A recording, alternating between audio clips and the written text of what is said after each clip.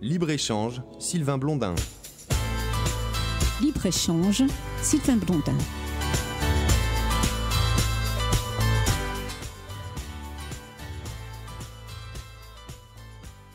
On est en grève depuis le 16 octobre, en ayant vraiment l'impression d'être peu ou pas du tout entendu, notamment au niveau du ministère de la Santé, auprès duquel on réclame une revalorisation de notre profession.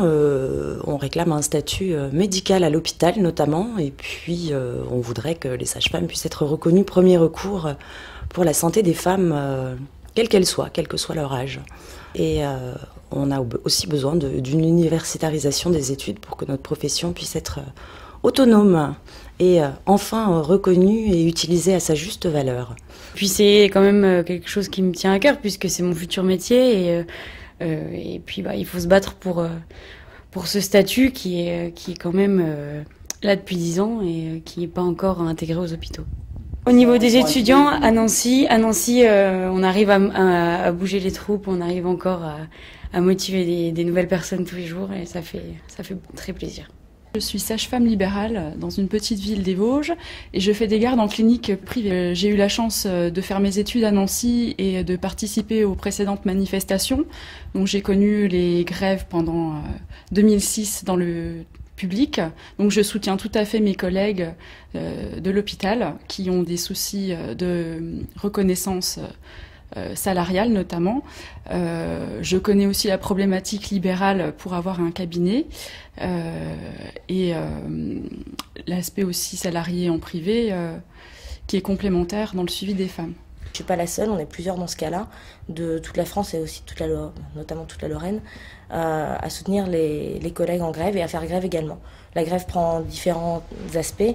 Ça peut être autant un aspect de grève en refusant toutes les consultations, en prenant que les urgences, ou en faisant grève 1 heure ou plus par jour, en refusant de coter avec la carte vitale, en cotant par des feuilles de soins, en envoyant des lettres au ministère. Il faut qu'on soit reconnu et entendu par tous.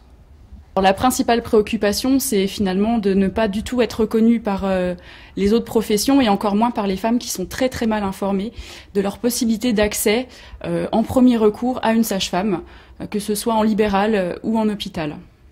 Oh, il y a beaucoup de raisons pour lesquelles on n'est pas écouté au niveau du ministère. C'est en partie... Personnellement, je pense toujours à nos ancêtres, les sages-femmes, qui étaient avant tout des bonnes sœurs dévouées corps et âme 24 heures sur 24 à l'accompagnement des patientes. On le fait encore, on est toujours dévoués corps et âme 24 heures sur 24 à nos patientes, mais on le fait pas tout le temps, pas tous les jours, c'est pas 7 jours sur 7. Néanmoins, il y a des sages-femmes qui sont là tous les jours, toutes les nuits, les dimanches, les week-ends, les jours fériés. Après, la vie fait qu'on a aussi des vies à côté, on a aussi des enfants et d'autres activités. Et on a toujours été très sages, très respectueuses. On fait la grève en continuant à s'occuper de nos patientes. Donc finalement... tout là-haut, on se dit, bon, allez, c'est pas grave, elle râle un petit peu, mais c'est des sages-femmes, elles sont gentilles et elles vont forcément s'épuiser.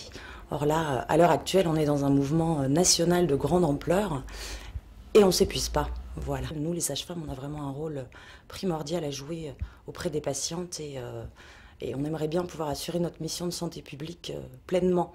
Donc moi j'arrêterai jamais la lutte tant qu'on ne me dira pas que c'est fini et qu'on n'a pas ce qu'on a. Donc moi j'ai bon espoir mais on attend de voir ce qui se passe. Merci. Libre-échange, Sylvain Blondin.